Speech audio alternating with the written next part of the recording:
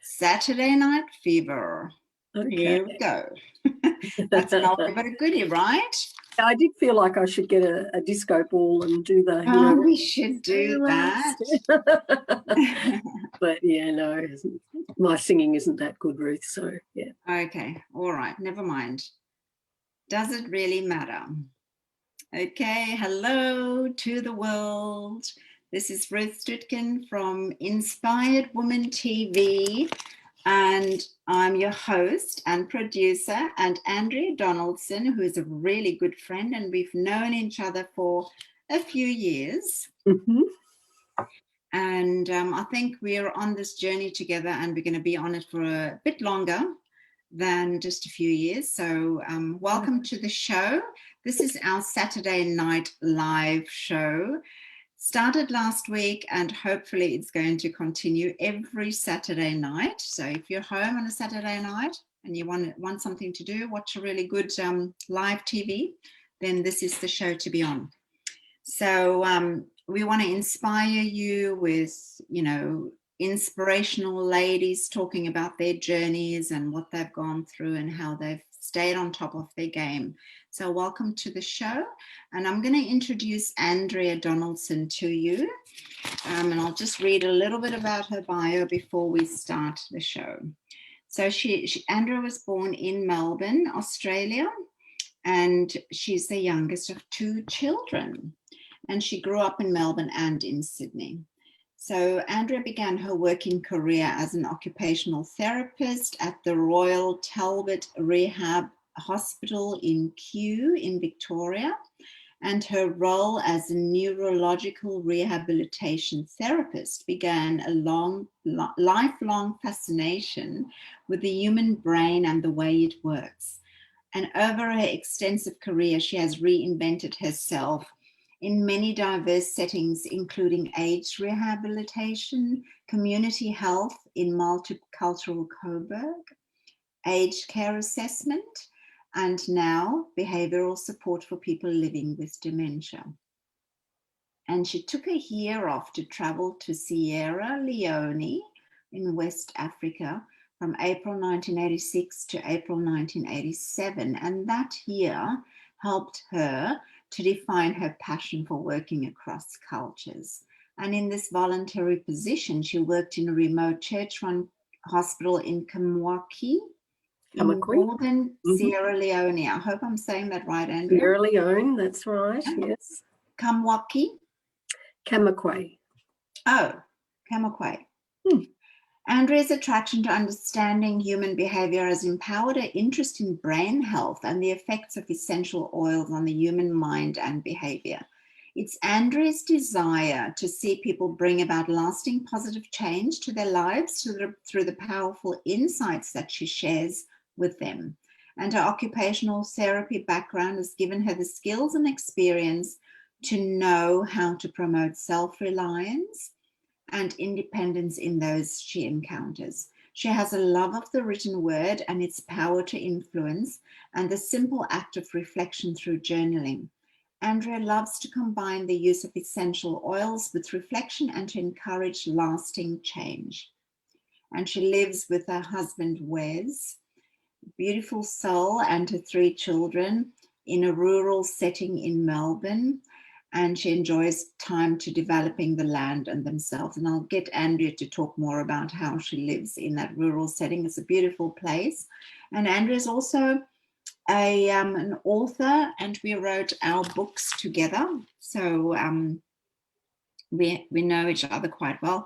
So Andrea, welcome to the call, and you can tell the audience a little bit more about your life and what you've been doing.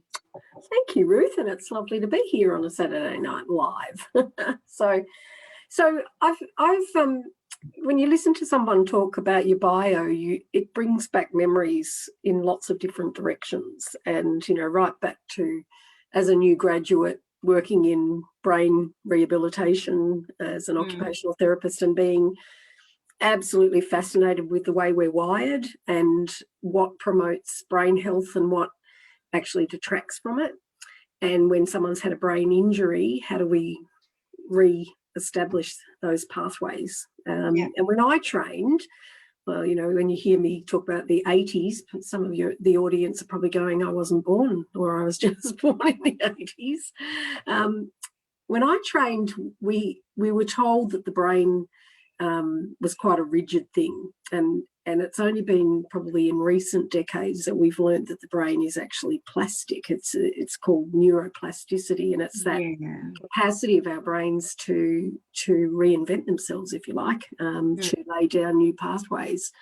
So I've been on this journey really ever since the early 80s in looking into how we're wired and what we can do to enhance that, both for ourselves individually, but also collectively as a human race.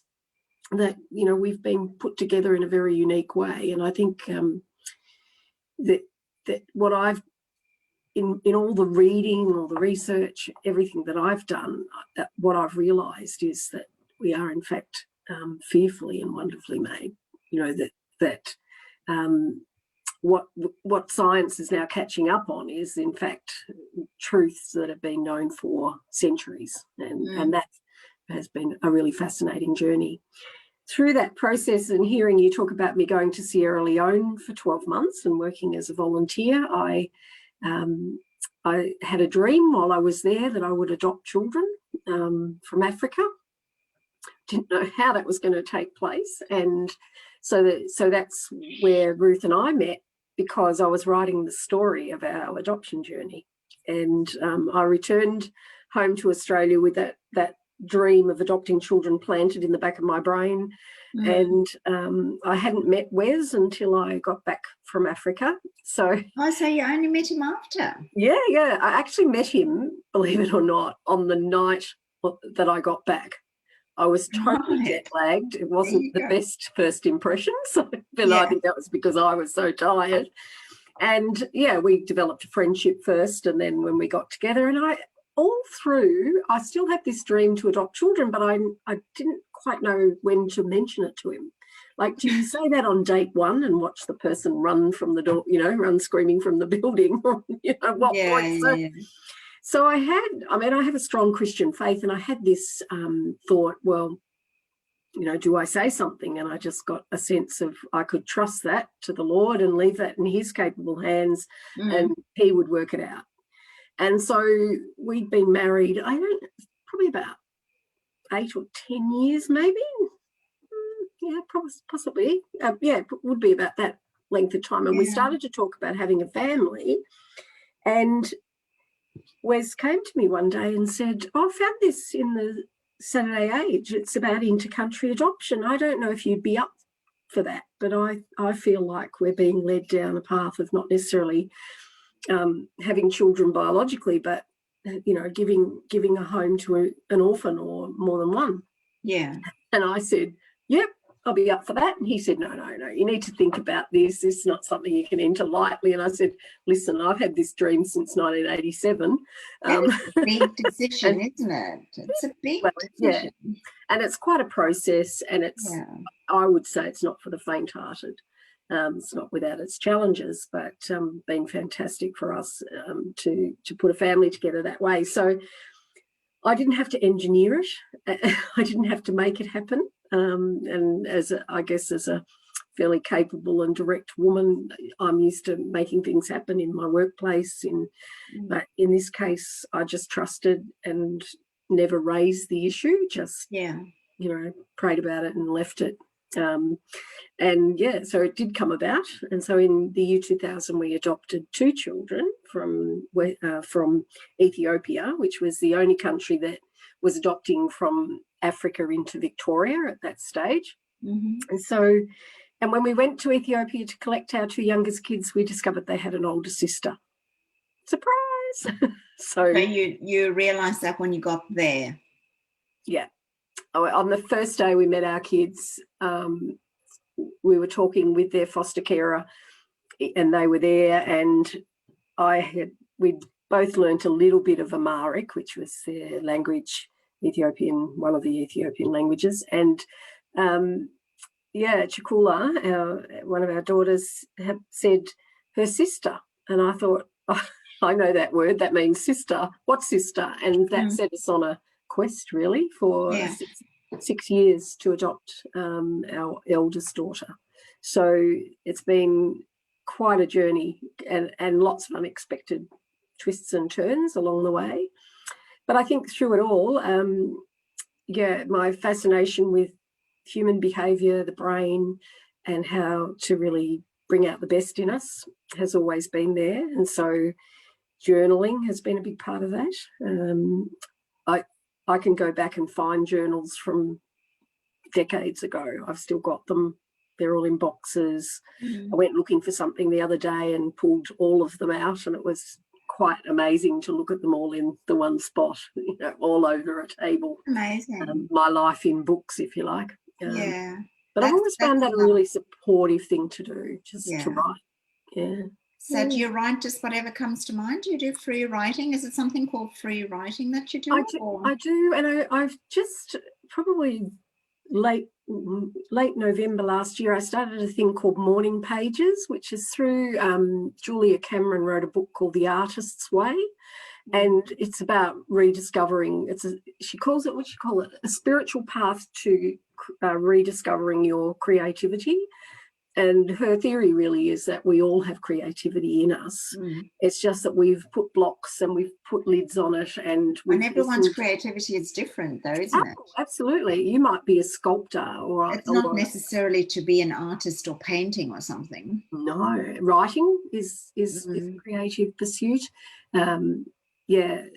Poetry, creating tangible products, photography is a creative pursuit, screenwriting, you name it. And so she just talks about finding your way back to your natural creativity. That's a God-given gift.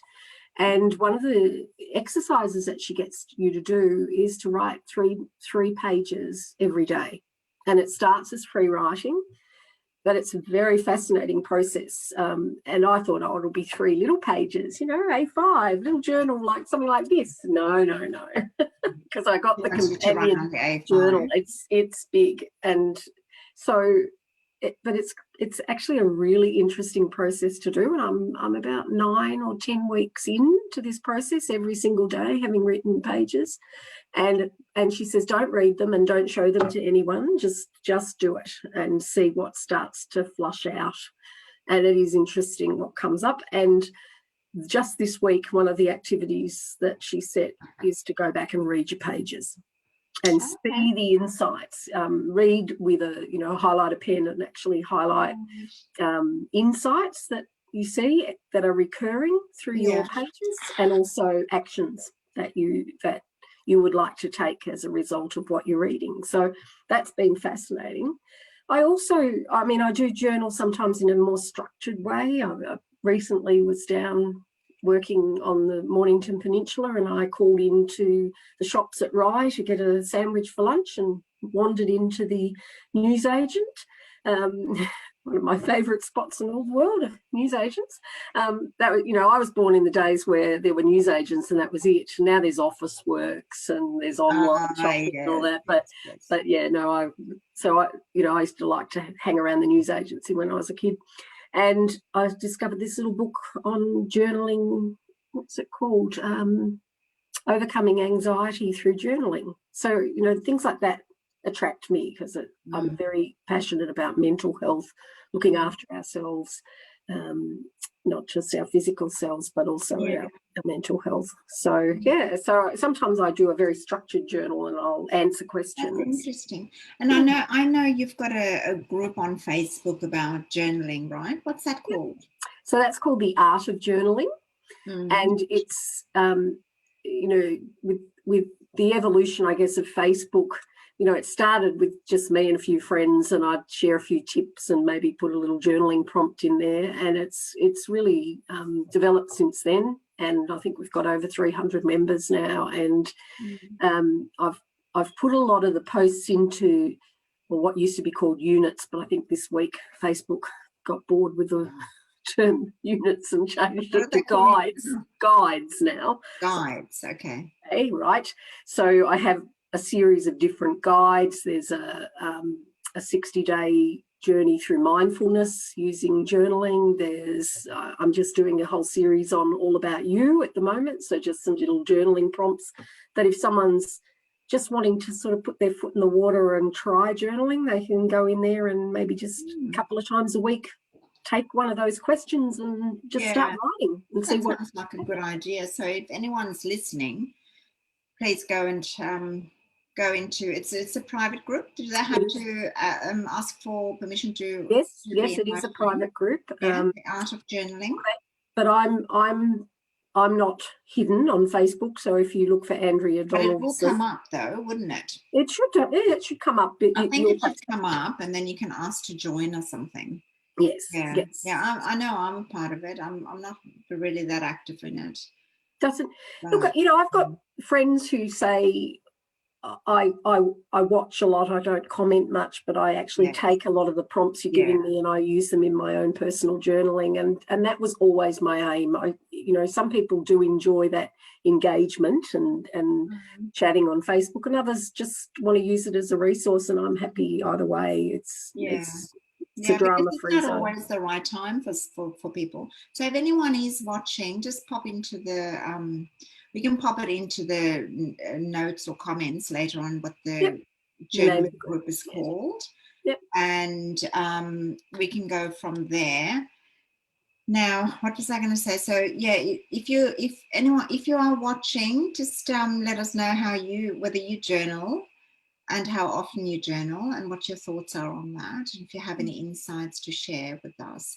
So Andrea, I know from last week, and this is going to be it's a very special topic, and not last week, sorry, last year. Was it last year or the year before? I don't know. I think it was maybe the year before, right?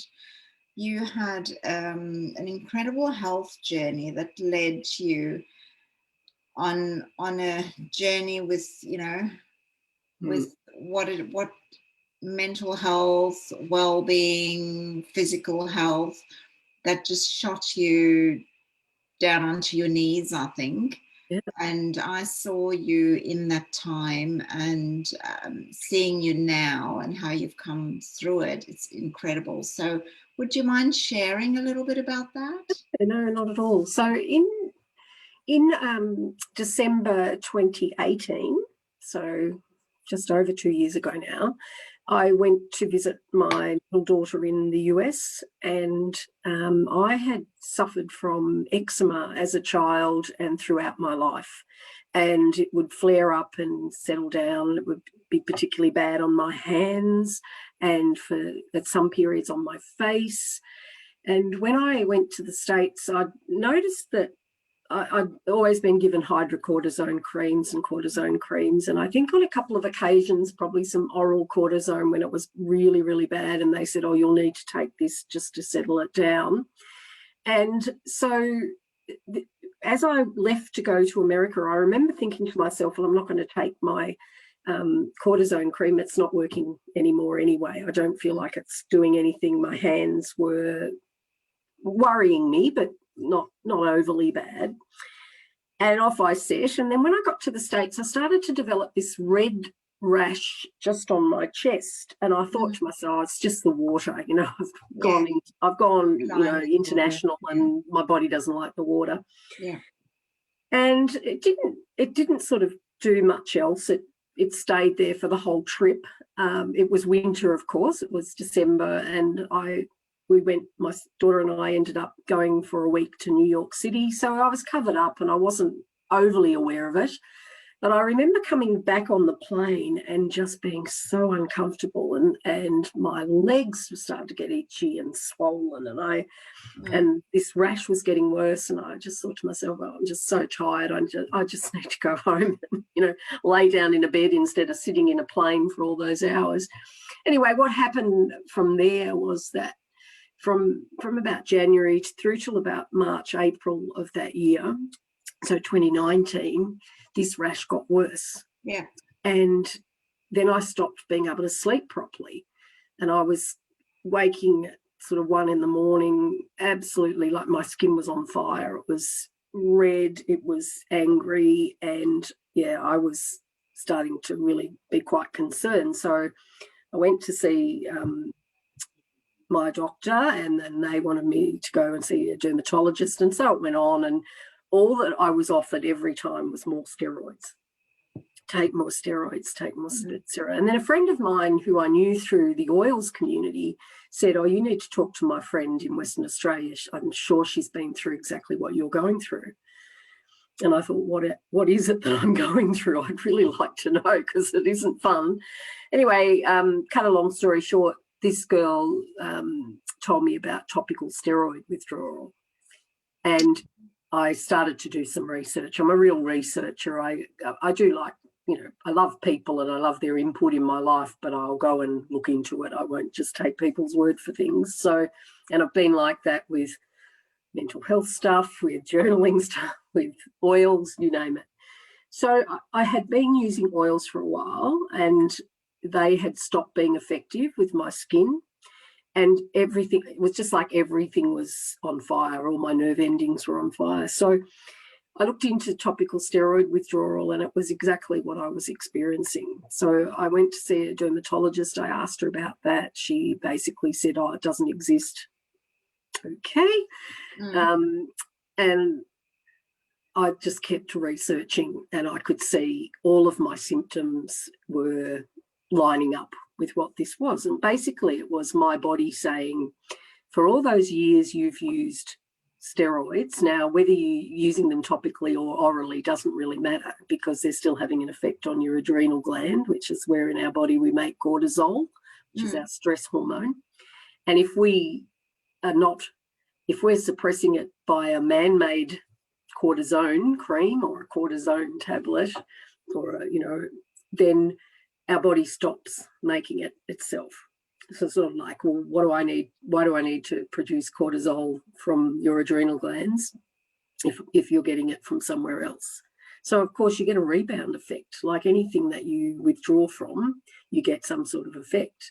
Yeah. And what appears to be the mechanism is that it sets up a whole immune system response that is, okay, you've now got none coming into your system from man-made, we better go into hyper-production. And so your skin becomes inflamed, your sleep cycle gets all out of whack, because it's cortisone and melatonin, the two hormones that control our cyclical sleep.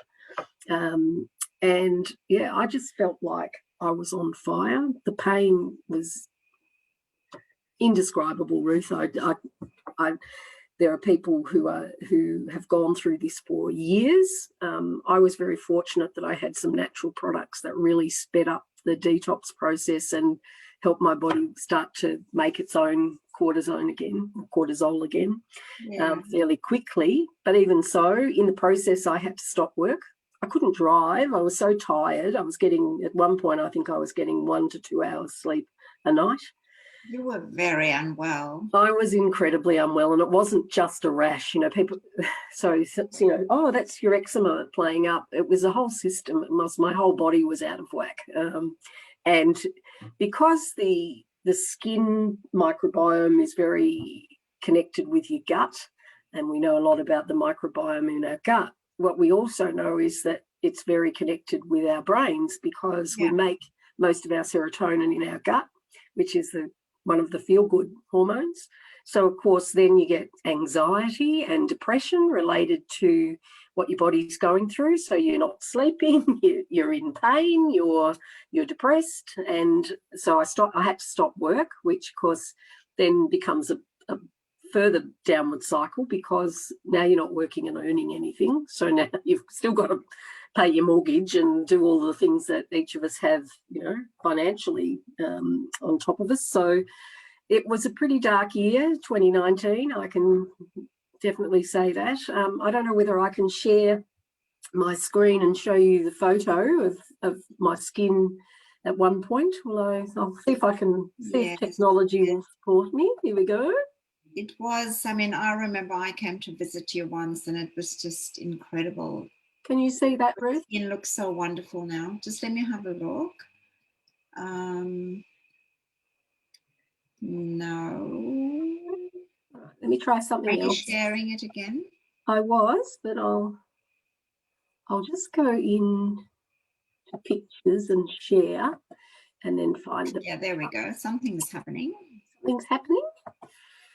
Right. Let's try this. What can you see now?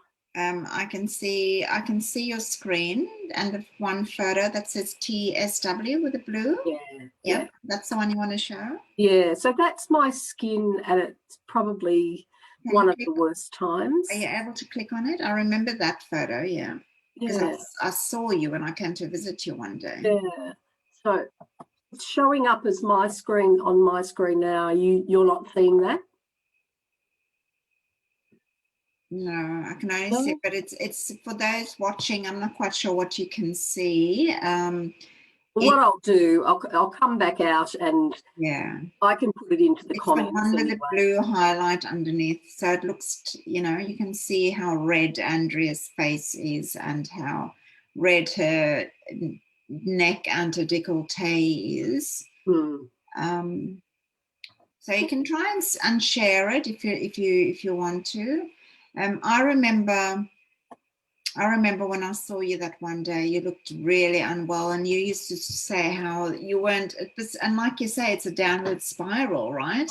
It's just you know, one thing leads to the other, and you were just unwell. You couldn't sleep because it was so painful, and so your nights were just terrible. You couldn't go out of the house. You couldn't drive. You didn't want to see anybody because you didn't want people to see what your skin looked like. That's exactly right. And it's a terrible thing, because I'm having trouble finding you again, Ruth. Where are we? Okay. Oh, you might have to stop screen sharing now. I thought I had. Let's see. Stop share. Cancel. Can you see me again? I can see you. You might just have to press stop screen sharing. Yeah. Can you see me? No, I can't. Hang on. We'll just. Okay. That's okay. Just continue talking. Right. You might have to stop me sharing the screen, I think. Oh, okay. Oh, now you're asking for technology. Wonderful technology. All right. Are you back again or what? No, I'm still getting the same. I'm just going to do one participant can share at a time.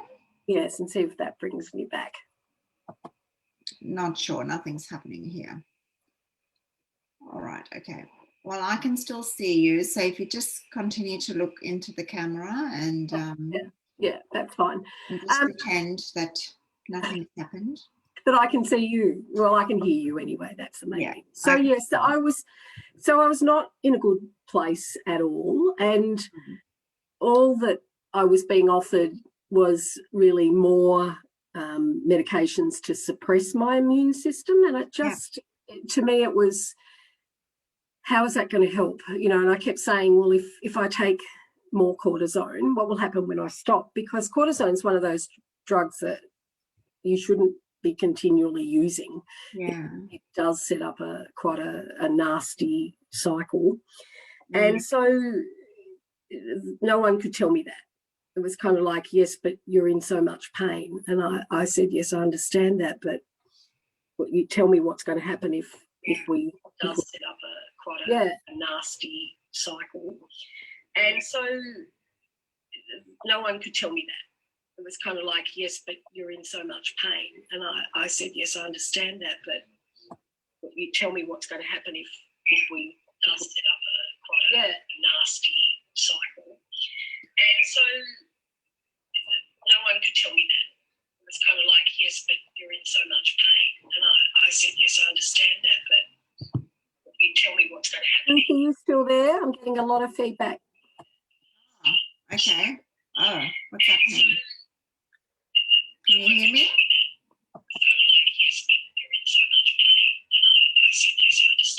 What's happening? I don't know. It's like we're on a loop. There, I'm getting a lot of feedback. Yep. Okay. Okay. Well, I'm back. I'm not. It just feels like we're on a loop or something. whether are you hearing on Facebook? Here we go. All good now. Anyway, I'll keep going. So I started using 2 years before that. I'd started using Young Living products, and one of the products I started to use more during that time was Ninja Red, and it's a very gentle detox on the system, and so that made a real difference for my health. And I started to sleep. That was the first thing I noticed. I started to sleep a little better. Yeah. And this time around, the redness was starting to go out of my skin, and just gradually, month after month, I got better and better until I could return to work. Thankfully, there was a job for me, and I started back, would you believe, in March of last year, and just as the pandemic was sort of taking full effect in Melbourne. And so I was back working in dementia support, and this is part of my fascination with the way the brain works. I work for an organisation called Dementia Support Australia, and my role is to go in and troubleshoot, really, people who are having difficult behaviours related to their dementia. So they might be aggressive or really apathetic and not wanting to participate anymore, or they're shouting at people or screaming all of the time, whatever that behaviour looks like. And my job is to look at non-pharmacological approaches to settle that behaviour. And what I find really fascinating, Ruth, is that most of the things that I then recommend come out of that person's story. When we know somebody's story, when we know where they've come from and what's been important for them, there are clues in how to best, I guess, encourage their well-being and settle their distress. And so that whole journey of me journaling, telling my story, documenting what's happened in my life has always come full circle in dealing with people who are in distress, to first of all try and interpret it in the light of their story. And so I feel really privileged to do the job that I do, because I get to actually hear someone's life story from go to woe. And it's often the really traumatic things that are still having the most impact later in their lives if they haven't dealt with it at the time. So it kind of just reinforces to me that whole need to reflect on our lives as they're occurring and deal with trauma, and particularly deep-seated trauma.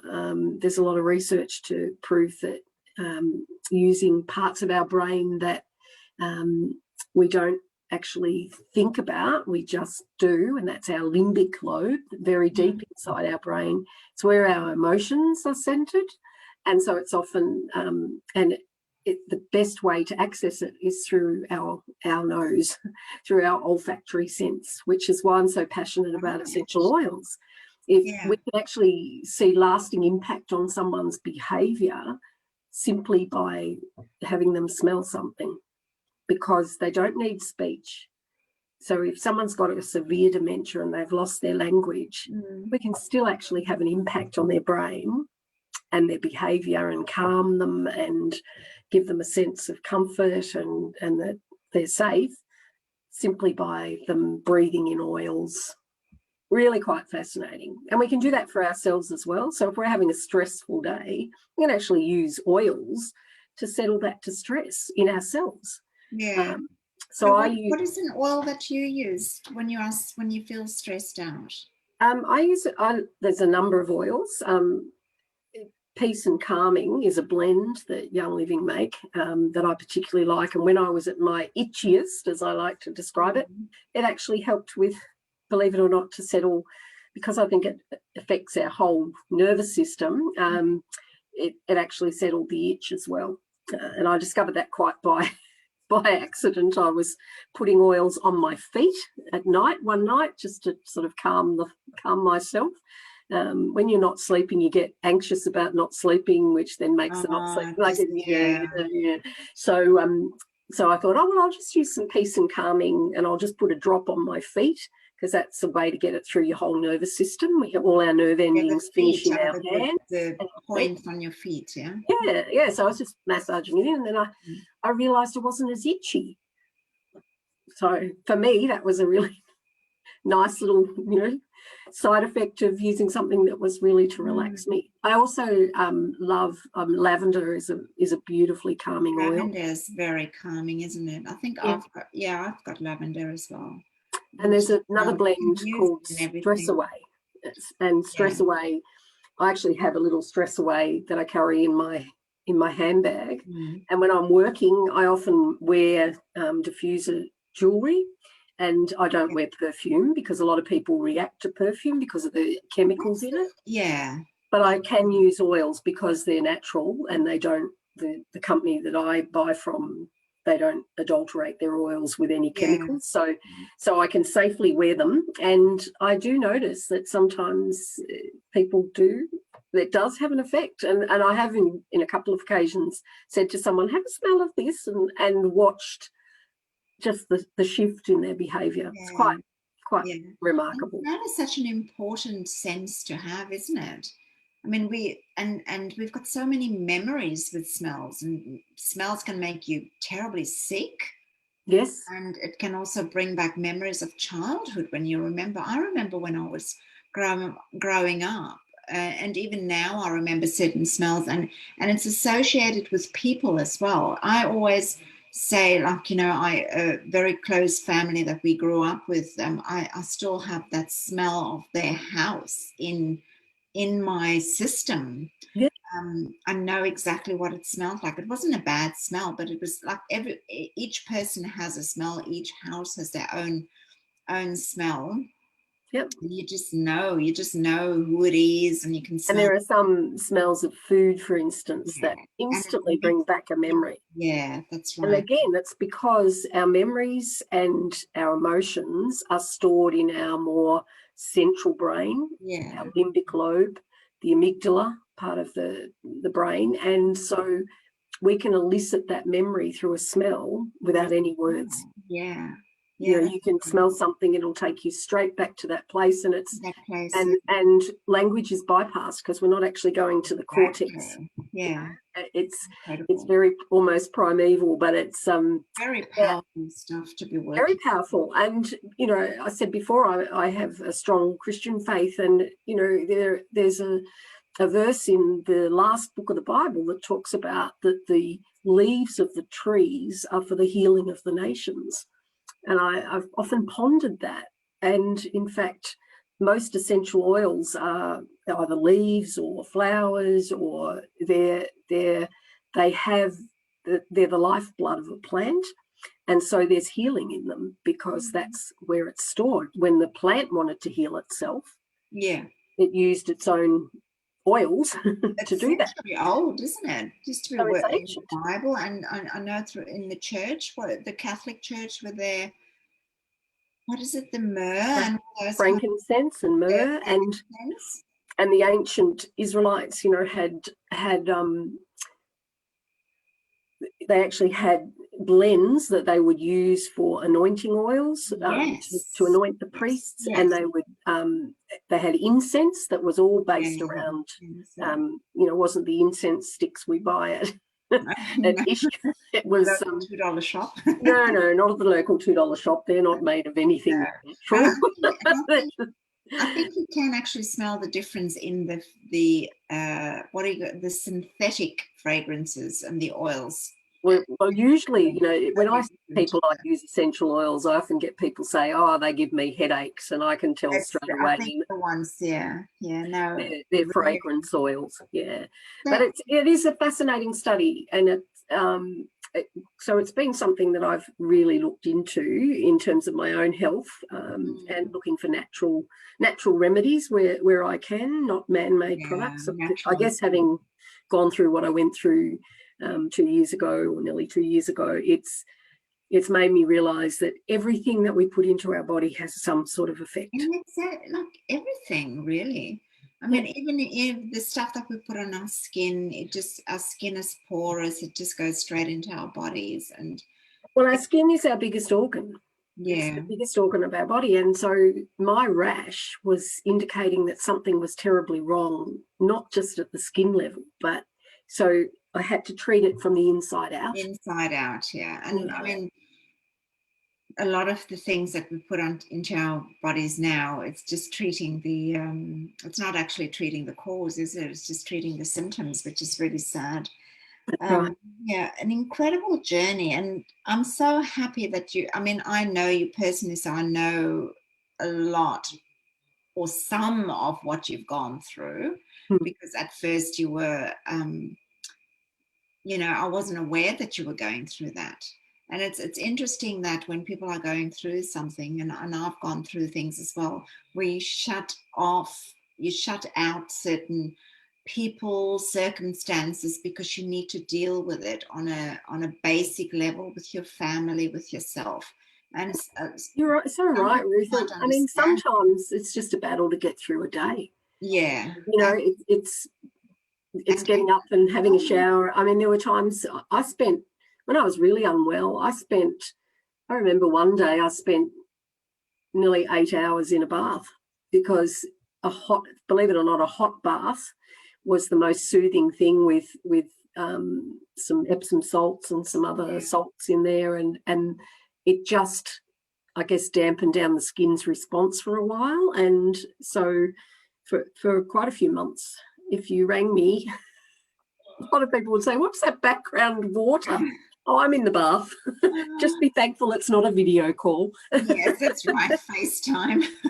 I was, red as, and, not doing too well. But yeah, I think whenever you're going through something, it's often not until later that you look back and see that you just needed to pull back in order to just get through the day. Withdraw and retreat and look after yourself. And yeah, it's incredible. And a lot of people that just keep going, and that's where we burn out, right? I mean, yeah. I did. But I actually journaled through that whole process, so it's quite interesting to go back and read, just what I went through, and I guess not to ever forget that, and not to I don't take my health for granted now. I try to look after myself a whole lot better than I used to, and I just, every day I'm grateful, even the days at work that are stressful, and I think I'm just so fortunate to be even able to work again. And it didn't look like that, right, back then? Oh no. You were making plans to sell your house. Yep. And you were making plans to move to a warmer climate.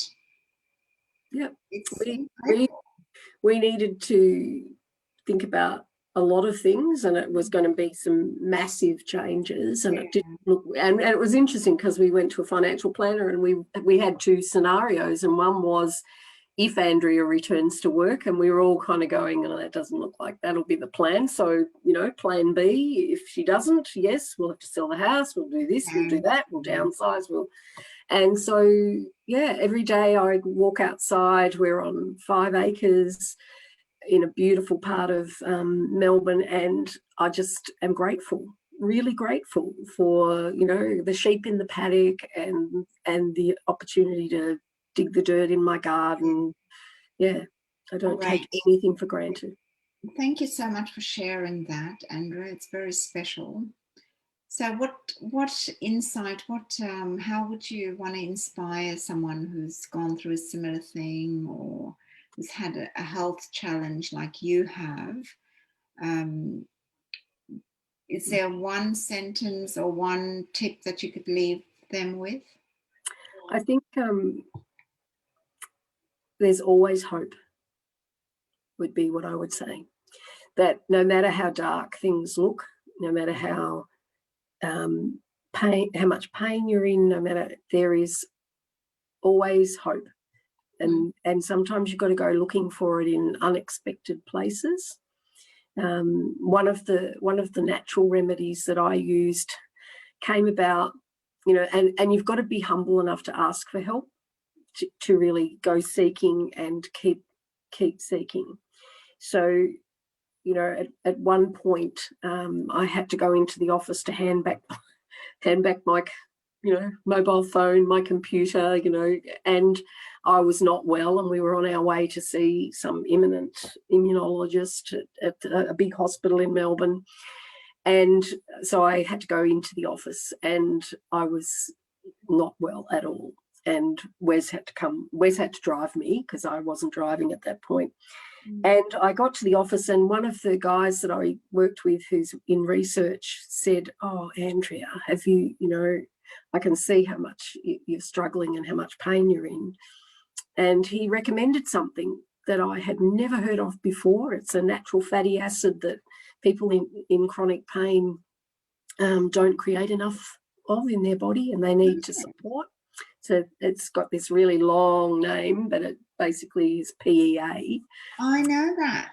Yeah, and he recommended that I find a compounding pharmacist and get some made up to begin with in a topical cream, because he said what can happen is that if you're in a lot of chronic pain, your gut is no longer able to absorb, and this is part of the reason why you're not making enough of this fatty acid, which is really important for chronic pain management. So he said, yes, get on the tablets, but you may not be able to absorb them to begin with. So get it in. There's a liquid of it as well, isn't there, that you can take?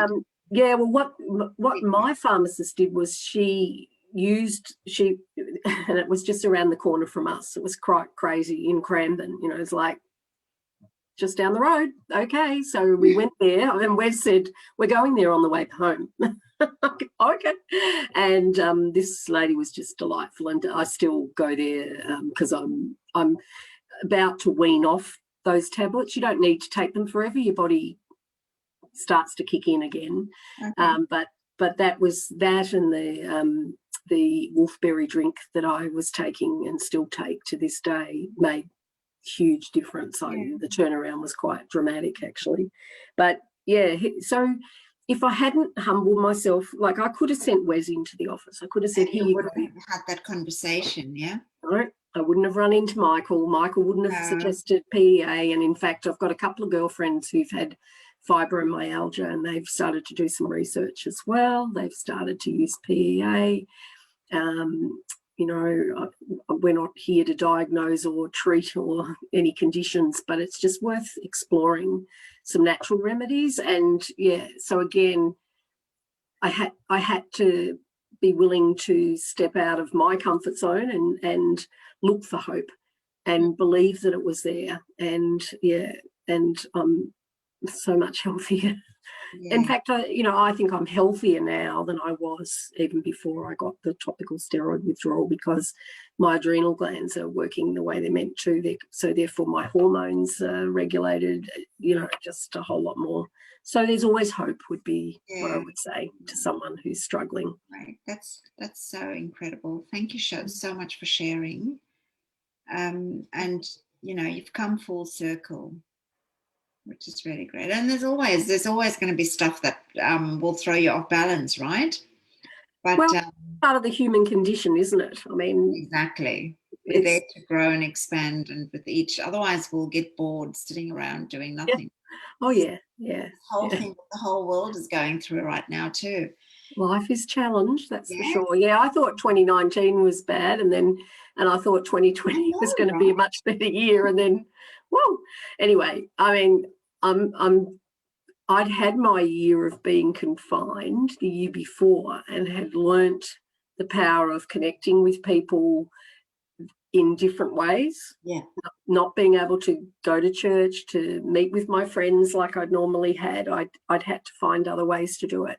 So when the pandemic came, I was probably in a slightly better position. You're kind of set up already for it, right? Yeah, and interestingly, I went back to work in aged care at the height of the pandemic, and so had to master assessing people over telehealth, and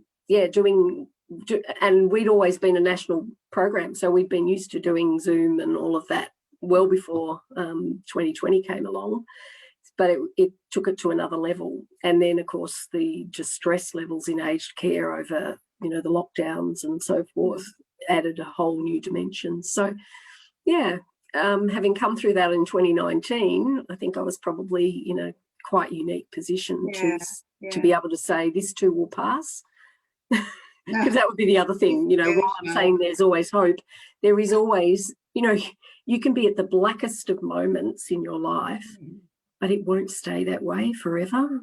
It really won't. And it's incredibly difficult though when you're in that hole, in that darkness, to even think that there is going to be a change, that there is going to be some kind of improvement. And I mean, I've been in those kind of situations several times.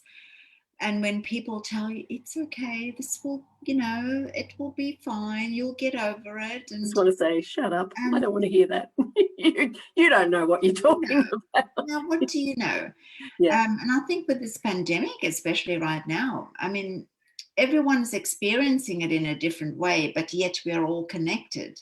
We're all locked down, or we're all going through this whole same thing, but everyone experiences it differently. And if we can just remember that it will pass. Look, Melbourne's just come out of a lockdown, and other people are going back into lockdown or are in lockdown. And for them, it seems, you know, it's unending. Yeah. It's not that easy. But it's the other part of that is looking after your mental health through that process, and finding ways to self-care. And you know, some people have the ability to do that and others aren't.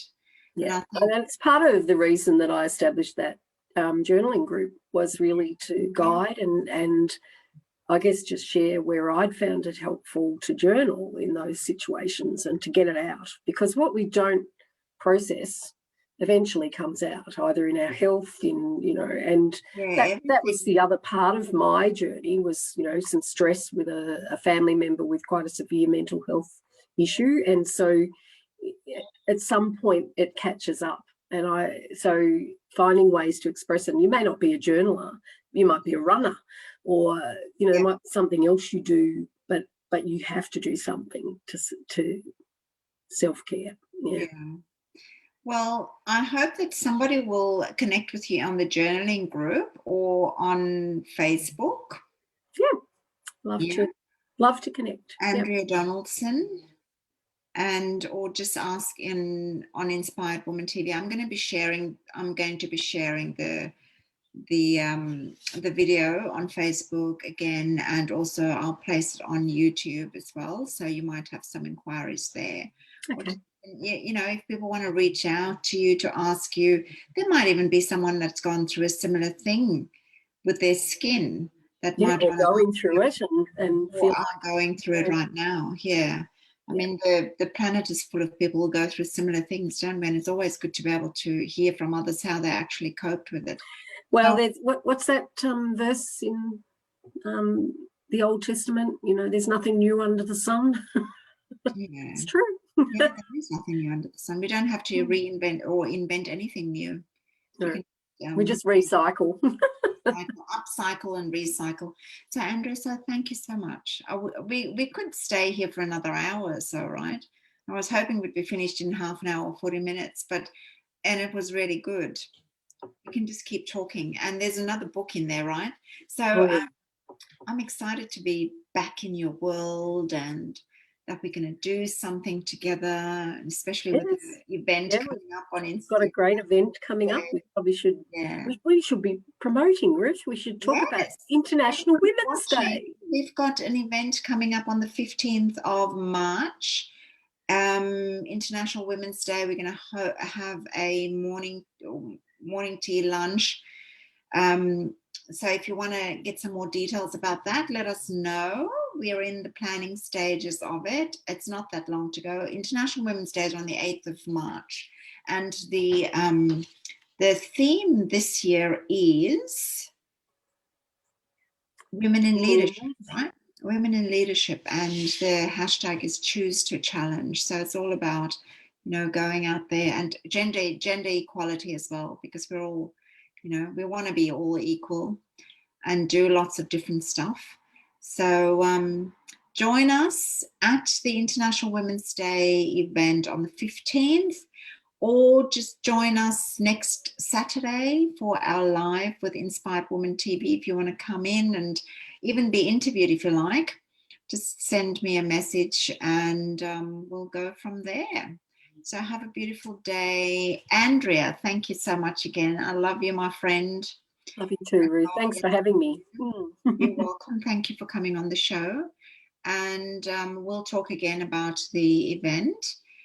And I wish you, whoever is watching, a beautiful evening or beautiful day if it's in a different part of the world. I know there are people, Andrea, there was someone from South Africa watching before. So you're going across the world, my dear. Wow. To the same continent where you were in the 80s. That's it. So we'll sign off now. My name is Ruth Stuettgen from Inspired Woman TV, and I'm your host and producer. You have a beautiful day wherever you are, and come and watch the show again. Have a good night. Bye for now. Okay, Andrea, I'll talk to you in a moment. Let me just close this up.